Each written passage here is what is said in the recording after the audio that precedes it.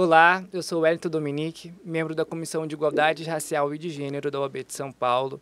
Estamos aqui no programa Escuta Ativa com a Cássia dos Anjos, apresentando um quadro Ocupando Espaços, Desconstruindo Estereótipos. Sou um jovem negro de 24 anos, possuo cabelo cacheado, uso uma camisa preta, brincos nas duas orelhas. É um prazer ter vocês aqui nos ouvindo e nos assistindo.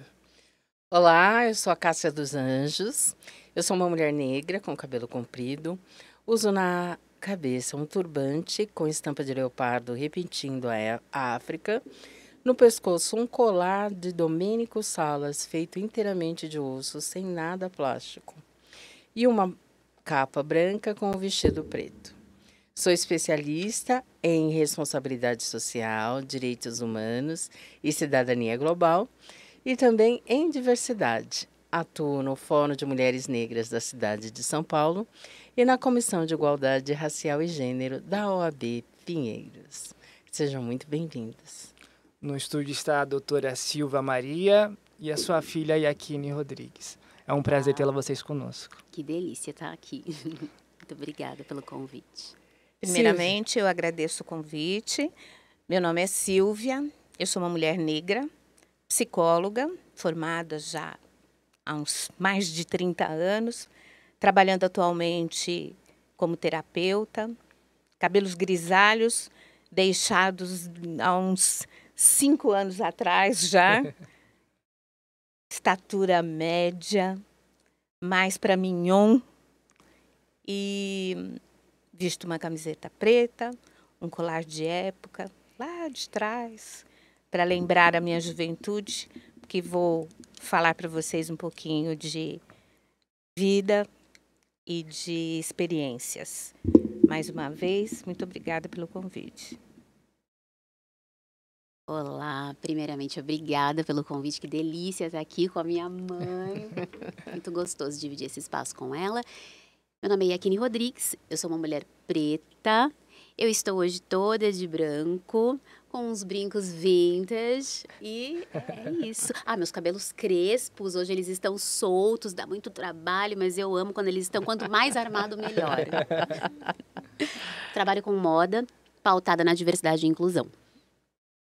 Doutora Silvia, eu posso dispensar o doutora e chamar somente de Silvia? Por favor. Ok. Silvia, eu sou amante da educação. Eu e a Cássia acreditamos que a educação ela é a ponte que transforma a vida das pessoas. Sem ela, tampouco o mundo seria mudado. Com certeza. Como que foi o início da sua formação? Como foi seu ingresso na universidade? Hoje você é psicóloga com mais de 30 anos. Como que foi, há 30 anos atrás, ingressar na universidade? Uma pergunta assim, bastante oportuna, né? E eu gosto sempre de lembrar que a questão da educação familiar, né? Meus pais, eles diziam uma frase emblemática e que eu já comentei bastante sobre isso com as meninas, né? Minhas filhas. Talvez eu não possa te dar tudo aquilo que eu gostaria, mas eu quero garantir para você a sua educação. E eu acredito que com essa fala, eu também fiz todo o possível, né, de buscar uma formação que se aproximasse muito do meu eu, daquilo que eu gosto de fazer. E a psicologia ficava bastante próxima de todos esses objetivos e ideais. Fiz a faculdade, a Universidade de São Marcos, com muita dificuldade por conta da questão financeira, todo mundo sabe que é um curso caro. Uhum. E, novamente, meu pai foi uma pessoa muito importante. Rapidinho, só para a gente fazer assim, um resumo disso tudo, mensalmente ele ia até a tesouraria negociar com o tesoureiro um cheque predatado. Aquilo tinha um significado tão grande para mim e me dava realmente cada vez mais responsabilidade. Ele era uma pessoa tão simpática e tão próxima, né, que ele realmente emitia a verdade da necessidade daquela formação. E, em função disso, nós fomos motivados a buscar a Fundação Nossa Senhora Auxiliadora, que tinha um escritório na Praça João Mendes, e esse escritório da fundação, ele dava bolsas de estudos. A partir do primeiro mês, segundo, terceiro mês de dificuldade, né? De todo mês ir na tesouraria e conversar e trocar cheque, nós conseguimos essa informação preciosíssima para a minha formação. E eu, a partir do terceiro semestre, eu consegui a bolsa de estudos até o final do meu curso. Fiz psicologia, 5 anos, me especializei em recursos humanos, fiz também uma graduação na psicologia clínica, e aí o meu sonho estava se realizando, não só o meu, mas o dos meus pais também. Então, a minha vida toda, a questão educação foi muito importante.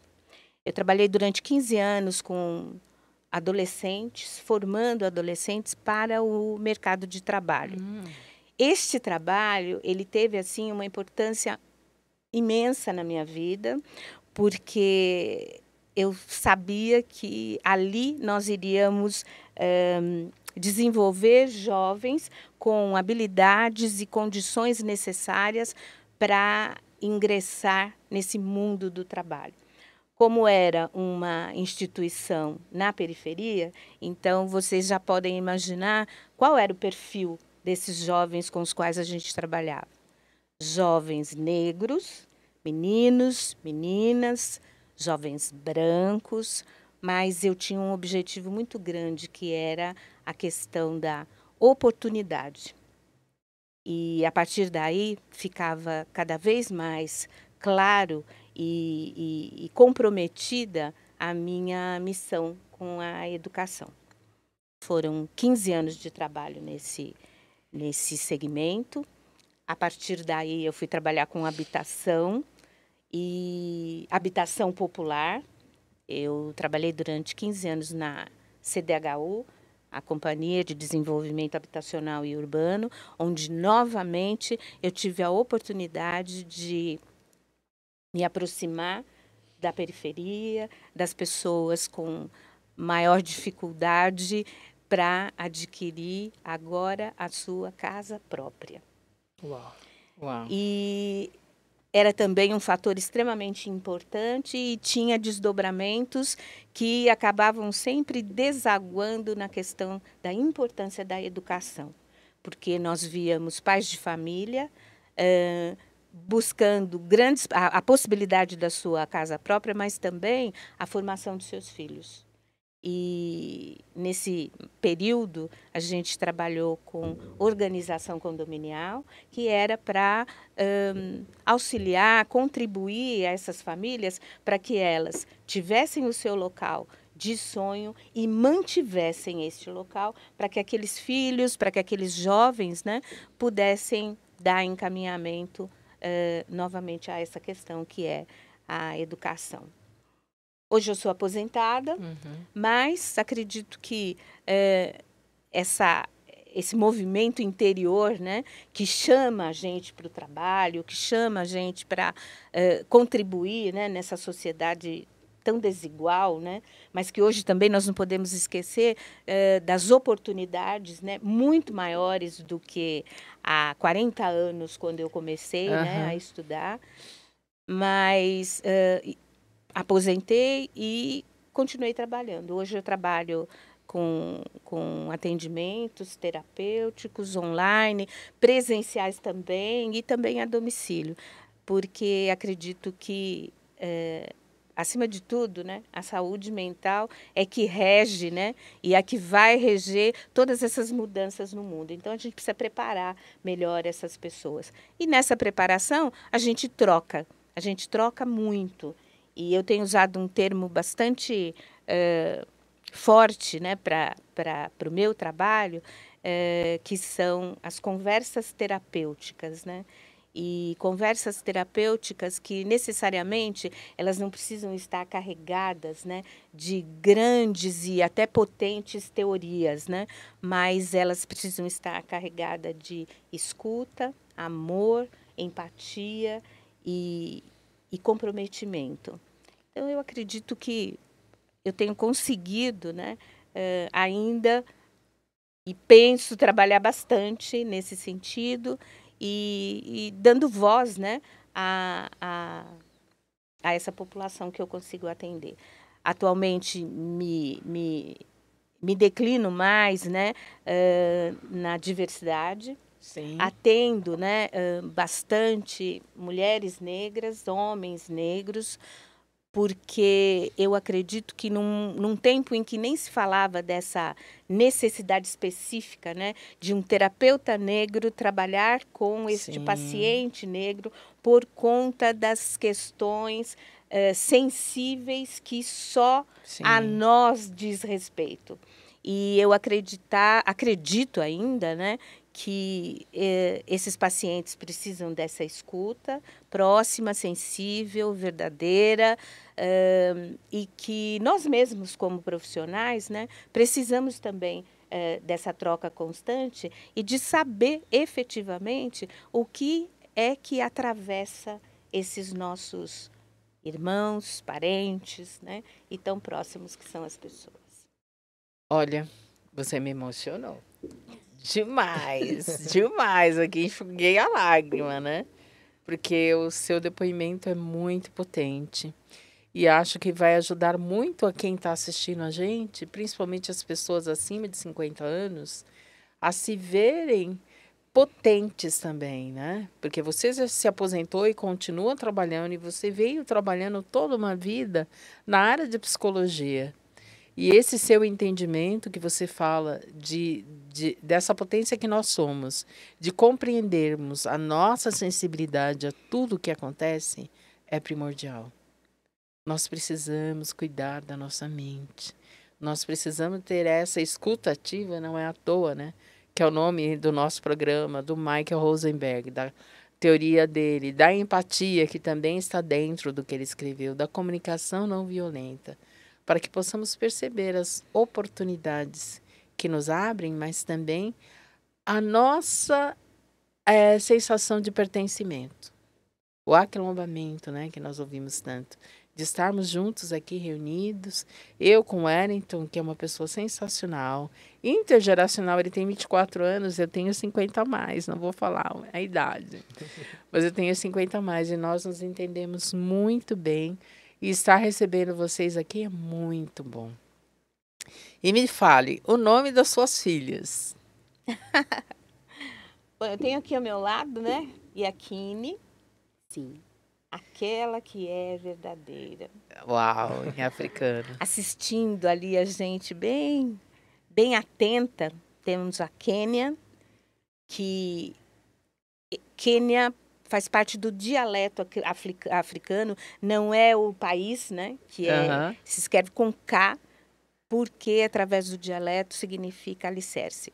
É minha filha mais velha, Uau. Foi a primeira, e eu pensei bastante, sentei à mesa lá com o papai, né, papai delas, e decidimos que o nome que a gente vai carregar a vida inteira. Então, ele precisa ser forte. Sim. Ele precisa falar daquilo que a gente acredita. Ele precisa estar muito próximo das nossas raízes. E, por isso, um nome africano. Durante algum tempo, eu fiquei até preocupada, porque nomes muito diferentes, né? E na escola, elas deveriam ter, assim, algum tipo de problema, brincadeirinha. Então, assim... bullying. Foi bastante interessante esse período, e eu confesso a vocês que fiquei preocupada, né? Aquela questão de mãe, né? Olha o que eu fiz, né? Olha, meu Deus, como é que vai ser isso? Mas foi por muito pouco tempo e hoje o nome das meninas eu acho que acaba até chegando primeiro e faz às vezes, né, de todo o potencial que cada uma delas tem. Foi por isso a escolha. Silvia. Qual pergunta você tem? Silvia, você investe muito tempo da sua vida em desenvolver pessoas, né? Mas há um pensamento na sociedade que a minha geração, a geração dos 20 e tantos anos, é uma geração que está perdida. O que você pensa sobre isso? Porque eu vejo muitas pessoas falando nas redes sociais, na internet, que nós somos uma geração do TikTok, uma geração da lacração, mas nós não temos profundidade do que nós vamos falar e não temos um futuro pela frente. O que você pensa sobre isso? Então, eu acredito, né? Fico muito triste, né? Porque durante muitos anos, né, era a minha principal crença, né? A adolescência, né? Esse jovem, essa preparação. E tenho, assim, uma tranquilidade muito grande de saber que eu sempre trabalhei com uma equipe, né?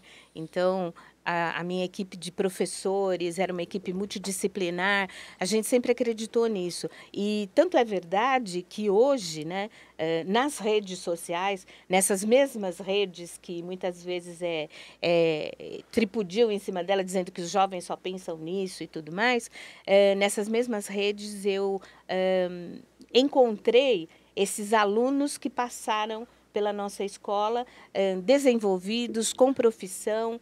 Agora, nós não podemos esquecer que existe neste caminho todo algumas escolhas. E que hoje, esses jovens, né, eles estão sendo atropelados, né, por toda essa filosofia e essa cultura, né, das redes sociais. Eu fico bastante sensibilizada, né, porque é um conjunto de coisas, é um conjunto de situações. É a escola que também não motiva mais e que, fatalmente, esses jovens devem procurar outras formas, né, de serem compreendidos ou de ocuparem o seu tempo. E quem está aí mais facilmente à mão são as redes sociais. Sim. Tivemos esse período de pandemia crucial, né? Foram 3 anos, né? Absolutamente, não só em função da questão saúde, né? Mas em questão da educação, né? 3 anos de posturas retrógradas em relação à educação. Sim. E hoje nós temos que resgatar tudo isso. Eu acredito que são os profissionais sensíveis e conhecedores de todo o potencial que qualquer jovem e que todo ser humano tem, que vai precisar acessar este potencial. O que você diria hoje para um professor ou um grupo de professores que tem esse pensamento, que já desistiram, estão atuando, estão lecionando, mas já não acreditam tanto assim na juventude? O que você diria para essas pessoas? É uma responsabilidade bem grande, né? Porque é legítimo também não acreditar, né? É legítimo o cansaço, é legítimo a falta de fé em relação a tudo isso que a gente está vendo. Não dá para a gente ignorar, né? Que cada um tem o seu limite, né? Sim. E por isso que a gente fala muito atualmente nessa questão da saúde mental. Sim. Eles precisam ser abraçados, né, por uma estrutura educacional que também compreenda isso. E não é só uma questão política educacional, e nessa questão nós fomos muito prejudicados, né? Porque nós tivemos um tempo aí de muita gente não acreditando, né, nessa educação do acolhimento. Então, nós temos muitos profissionais, bons profissionais, competentes profissionais, que já desistiram ou estão desistindo, mas eles precisam desse acolhimento. O que a gente diria para esses profissionais? Que busquem, que procurem, né, se fortalecer, que entendam, né, esse momento atual que eles estão vivendo, e por isso uma escolha. É o que muitas vezes a gente fala no consultório. Eu preciso reconhecer que eu não estou bem o suficiente para poder atender, para poder ensinar. Eu preciso reconhecer. Se eu não tenho esse reconhecimento interno, eu não posso auxiliar, eu não posso ajudar. E não é culpa sua. Por isso que há a necessidade desse acolhimento. Eu não quero me alongar muito, mas eu tive apenas 3 meses numa plataforma educacional criada pela Secretaria de Educação há um ano e meio atrás, aonde a proposta era dar aos professores esse suporte, porque os problemas eram imensos e nós estávamos dentro da pandemia, no auge da pandemia. E eu preciso dizer para vocês que eu fui uma profissional que atravessei esse momento de descrença pessoal diante do que eu via na plataforma. Professores absolutamente perdidos, com questões super importantes para resolver e desistindo da estrutura escolar, que não dava a eles o acolhimento necessário.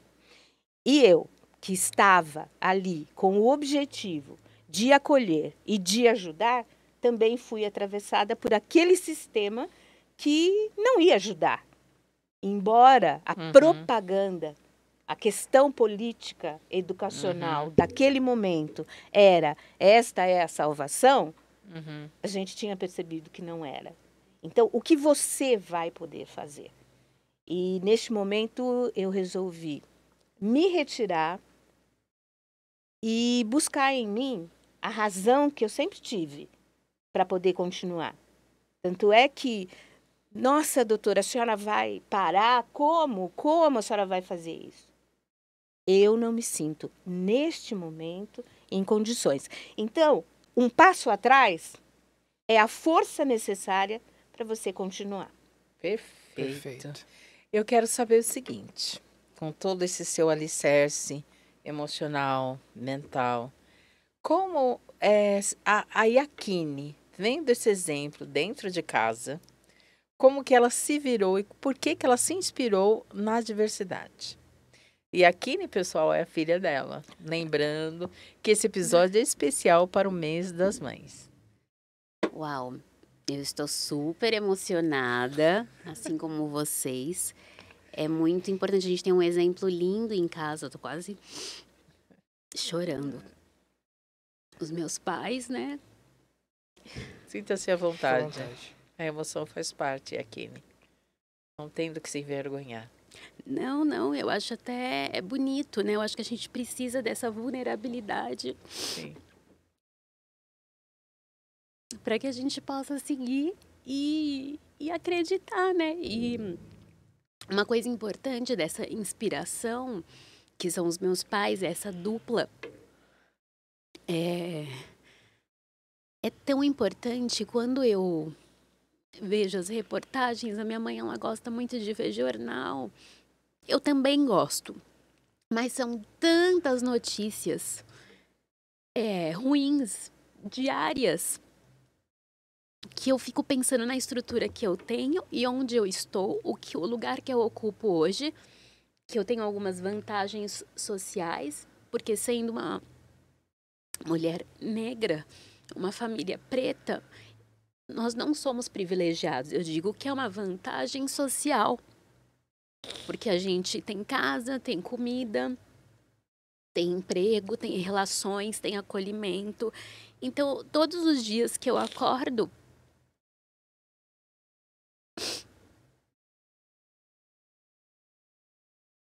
eu penso, e quem não tem essa estrutura, como faz? Como que eu posso, como uma mulher na sociedade, acolher, ajudar, incentivar?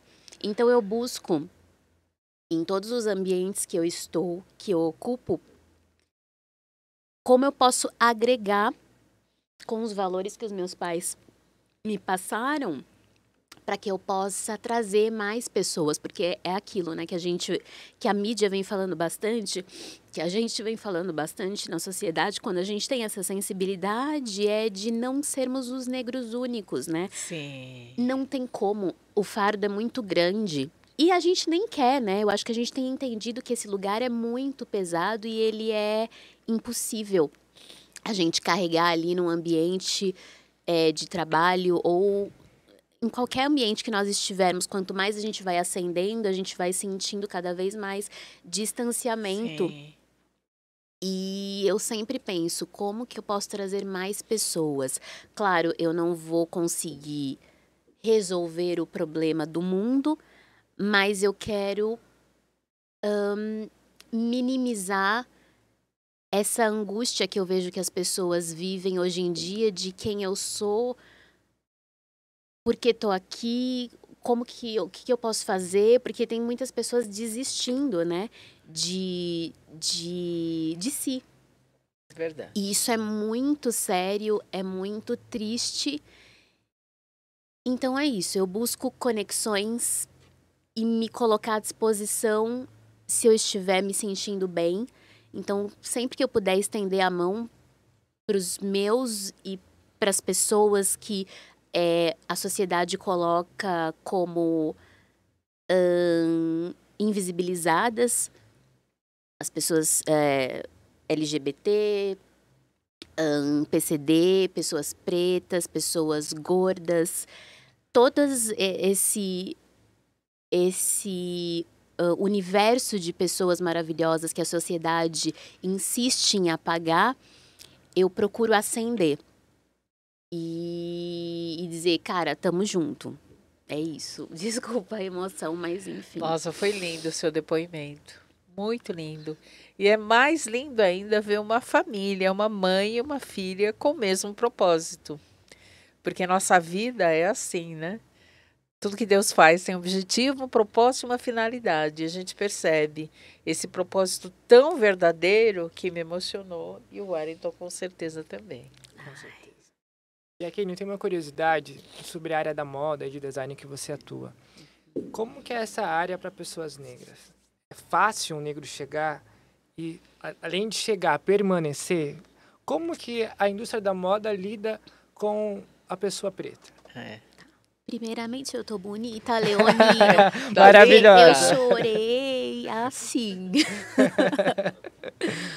Bom, eu acho que só de estarmos na pele preta, eu já diria, não é fácil. Independente da questão social, né? Se a pessoa veio de um lugar periférico ou não, nunca vai ser. Infelizmente, só por conta da nossa pele. Mas o que eu sempre falo, é tão importante essa estrutura familiar para que nós nos sintamos empoderados. E quando a gente tem empoderamento, ninguém barra a gente, ninguém segura. A gente, independente de onde estivermos, a gente vai lá lindamente, chega nos lugares como se fôssemos donos da festa, com a cabeça erguida. Não é fácil, mas quando se tem estrutura, é um facilitador, porque você não se intimida, você segue. E se alguém falar um não, você vai falar assim, tudo bem, hoje foi não, amanhã é sim, e eu vou seguindo. Eu trabalho na área há pouco mais de 10 anos, e lá no início da faculdade, fazendo um paralelo, eu sentia já todas essas questões, mas hoje em dia nós falamos muito mais. Então, hoje eu consigo dar nome às coisas. Que sim, tiveram momentos que o ambiente da faculdade era um ambiente racista ou que privilegiava alguns. Então, eu fui entender... Hoje eu consigo entender completamente o que aconteceu. E eu acho que também tem muito da personalidade de cada um, mas sem dúvidas a base ela é assim extremamente importante. Eu acredito que eu possa falar com 100% de certeza por conta de dados que a gente vê na sociedade, né, das reportagens hoje, que quando você vive em um ambiente que não te acolhe, é muito mais difícil você se sentir bem e capaz de seguir a vida, né? Então, você se elimina, você se sabota. Isso. E eu percebo que na minha família, com a educação que eu e a minha irmã recebemos, com todas as dificuldades que em algum momento nós sentimos, a gente ainda assim, a gente para conversar, para entender por que eu estou sentindo isso. A gente tem a possibilidade de fazer terapia e de conversar, né? Então, os nossos pais, eles sempre deram essa abertura pra gente. Isso, eu vejo que isso é tão importante. E então, daí eu penso, mais uma vez, e quem não tem esse apoio? Provavelmente vai encontrar na rua, amigos, e que nem sempre, às vezes pode não ser o melhor caminho, mas porque para você também querer e sentir que você tem esse direito, você precisa se amar, né? Então eu penso que o amor próprio, ele realmente ele é transformador. E nessa jornada toda de trabalho com dificuldades do segmento da moda, por eu ser uma pessoa que claro, tem altos e baixos, mas por eu não me anular e sempre procurar assim, por que eu tô indo para esse lugar? Por que eu tô cabeça baixa nesse evento? Aí já, opa, vamos lá, levanta a cabeça e vai. Então eu sempre tô me assistindo e eu sei que nem todas as pessoas têm esse olhar para si. Aham. E a Kine, você também trabalhou ou trabalha ainda numa emissora de TV. E qual é a diferenciação em trabalhar numa emissora de TV que parece que já está olhando um pouco mais para a diversidade do que um lugar que não tem nenhum olhar para esse tema? É muito interessante essa pergunta, porque, por exemplo, eu circulo em muitos eventos. E eu percebo que existe esse lugar de que estamos abertos, estamos falando sobre, mas por ser estrutural, Sim. erros. Então, assim, sempre teremos no lugar ali da desconstrução, no dia a dia as pessoas vão errar, e eu penso, se eu erro, com certeza, e tenho essa consciência, imagina quem de fato está desconstruindo essas questões todas na cabeça, no trabalho, na vida, porque é muito complexo, né? Sim. Não tem como resolver todas essas questões da noite para o dia, mas só da pessoa estar aberta, estar afim, querer escutar e não querer falar, mas não. Então, te dá a oportunidade de ser ouvido, ouvida, já é, assim, maravilhoso. E que nós tenhamos, né, força e energia para combater tudo isso, porque é muito exaustivo. É verdade. Eu fico muito cansada, mas eu falo assim, não, eu tenho energia, eu quero que isso mude, eu quero ajudar. Tem dias que eu estou mais afim de explicar para a pessoa quando tem alguma dúvida, tem dias que eu quero falar, dá um Google, amor, dá um Google, eu não quero falar hoje sobre isso, porque quando nós estamos ali no centro da conversa, a gente acorda falando sobre essas questões. É impressionante. Sim. Às vezes a gente só tá comendo pão e tomando pingado. Daí vem racismo. Porque... E assim, é bizarro, porque pelo menos assim, entendendo a minha semana, praticamente 5 dias eu falo de algum caso que eu vi na TV. Porque às vezes não foi conosco, mas é com o nosso povo. Não tem como aquilo não me atingir. Dentro de uma emissora de TV ainda, não tem como, né? Mas assim, na emissora que eu tinha o contrato, as coisas estão sim avançando. Eu podia ver diversas pessoas como eu, e isso fortalece demais, isso é maravilhoso. Então nós conversávamos, daí as pautas, né? A gente se ajuda ali, praticamente em uma conversa é uma terapia, né? Porque a gente se vê ali.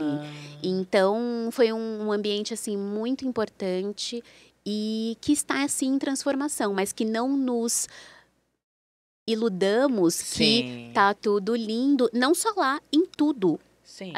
Enquanto nós estivermos desconstruindo, vão ter erros, sim, e não tem como não errar no processo.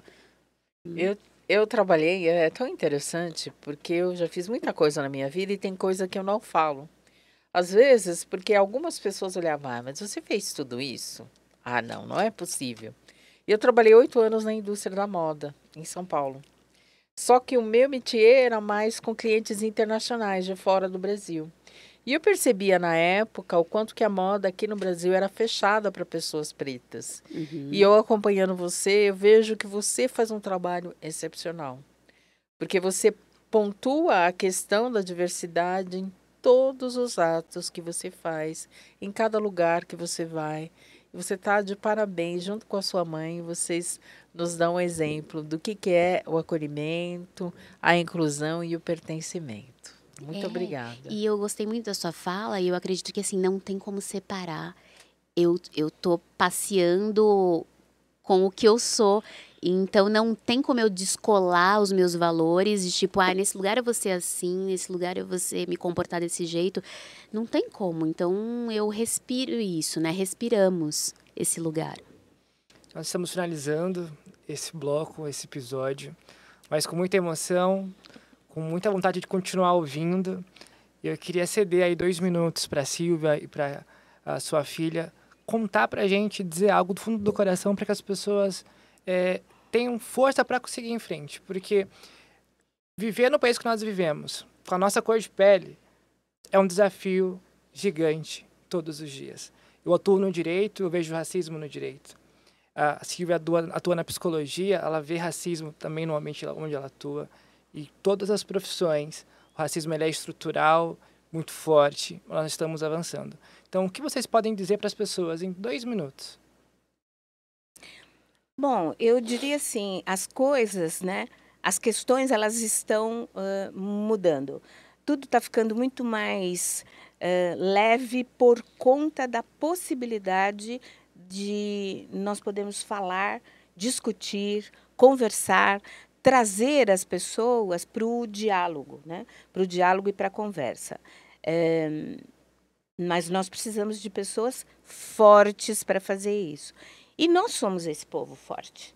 Nós somos esse povo que não desiste. Nós somos esse povo que busca realmente esses espaços.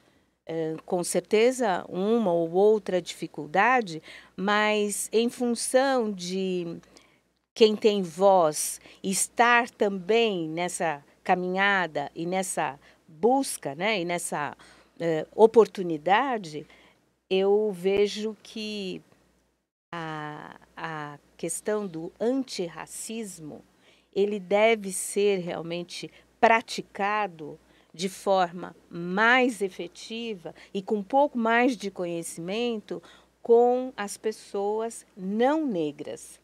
Porque você junta fileiras, né? Porque se ele é estrutural, a estrutura e os aspectos dessa estrutura, ele está na branquitude.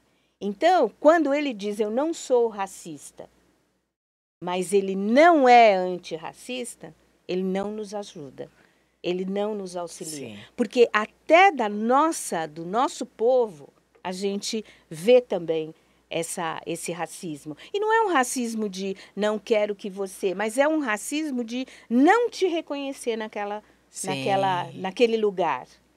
Eu fui técnica e eu tinha uma motorista branca. Quando eu ia nos empreendimentos populares da CDHU, a população buscava a motorista branca para conversar. Até entender que a técnica social é aquela negra que está ali naquele papel, quem poderia falar isso é a motorista branca. Isso tem 3 anos atrás. Então, a gente tem uma luta muito grande pela frente. E por isso que a gente precisa de força. E importante um passo atrás não representa retorno ou que a gente não vai conseguir nada. Um passo atrás representa força para você poder superar e transcender os problemas. Perfeito. E a Kine? Bom, a minha mensagem é que nós não desistamos. E ao longo dos anos, esse ano eu completo 37 em junho, eu percebo que o autoconhecimento, ele é fundamental para que nós não nos deixemos ser invadidos pela sociedade, pelo que as pessoas acreditam que a sua caixa é aqui, querida, então você vai ficar aqui, é isso que você vai fazer. Então, nós somos tantas coisas, né? E tantas coisas boas e a gente pode expandir tanto como ser humano, então nos autoconhecermos, eu acredito que é a chave da nossa liberdade. Como que eu faço isso? Eu busco estar sempre rodeada de pessoas. Eu sei que coisas ruins acontecem, mas pessoas assim, sabe, que conversam coisas positivas, e eu não acho que isso é uma escolha que eu faço, não é, ai, você vive tanta desgraça acontecendo no Brasil e você só quer estar com pessoas, mas gente, isso ajuda a eu não cair num buraco achando que só existem coisas ruins. Sim, eu tenho completamente noção de que coisas ruins acontecem no mundo e eu tento ajudar de alguma forma. Eu não vou ficar assistindo o dia inteiro jornalismo sensacionalista, com coisas, com desgraça. Eu estou agindo no silêncio. Então, isso é a forma que eu entendo que eu me protejo para que eu consiga ajudar os meus e me ajudar também. Faço terapia, pratico atividade física. Eu acho que isso tudo é um combo que me ajuda a ser uma pessoa melhor. Eu não posso deixar de finalizar esse episódio compartilhando com vocês. Eu passei todo esse episódio aqui emocionado desse lado da mesa.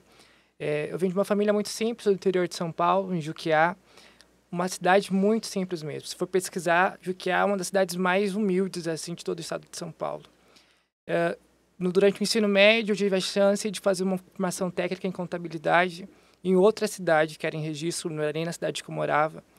Mas para ir para essa formação, para ir para essas aulas, eu precisava pagar a passagem. E teve dias que eu não tinha condições de pagar. Mas alguns professores me ajudaram. Financeiramente, com apoio de todas as formas possíveis. Eu lembro até hoje que a professora de contabilidade olhou para mim e falou: olha, Wellington, você é um aluno tão esforçado, mas tão dedicado, por que você falta tanto? Eu falei: professora, é porque nem sempre eu posso pagar a passagem para vir à aula. E ela falou: olha, você pode vir amanhã? Eu falei: posso. Aí no dia seguinte eu fui.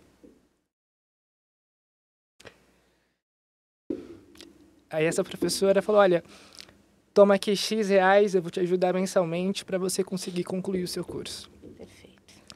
Aí é um dos exemplos de que os professores, eles são fundamentais na formação das pessoas. Se hoje eu estou onde eu estou, fiz uma outra formação técnica na sequência, em administração, comecei a cursar contabilidade, passei em primeiro lugar no vestibular, hoje eu faço direito, estou finalizando o curso, escrevo artigos, estou aqui produzindo podcast, porque eu acredito que a educação, ela tem o poder de mudar e transformar vidas. Então, vocês que estão nos ouvindo, acreditem nos jovens, acreditem na educação. E acreditem nas pessoas 50 a mais também. Porque nós que aprendemos muito com a vida e nos formamos, eu sou educadora também, a Silvia, nós temos muitas coisas boas para passar.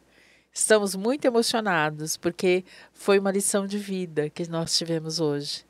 Essa lição que nos ensina a ocupar espaços, desconstruir os estereótipos, mas que jamais estamos sozinhos. Estamos aqui, juntos, para juntos crescermos. Sem dúvida. Muito obrigada. Obrigado. Tudo chorão. Que delícia. Precisamos de uma